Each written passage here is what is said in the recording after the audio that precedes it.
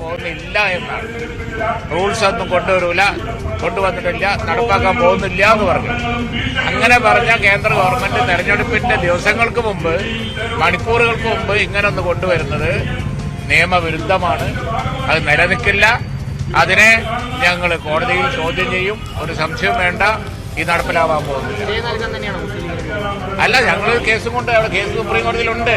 ആ കേസിൽ അഫിഡവിറ്റ് വന്നതാണ് കേന്ദ്ര ഗവൺമെന്റിന്റെ. അതിലാണ് ഞങ്ങളുടെ കേസിലാണ് അഫിഡവിറ്റ് വന്നത്, നടപ്പിലാക്കൂല എന്ന് പറഞ്ഞത്. ഇപ്പൊ ഇലക്ഷന്റെ മുമ്പ് ഇലക്ഷൻസ് രണ്ടാണ്. അതിലപ്പുറമൊന്നും ഉണ്ടാകാൻ പോകുന്നില്ല, നടപ്പിലാവാൻ പോകുന്നില്ല. ജാതി മത അടിസ്ഥാനത്തിൽ പൗരത്വം എന്നത് ലോകം അംഗീകരിക്കുന്ന കാര്യമല്ല, ലോകത്തെവിടെയില്ല.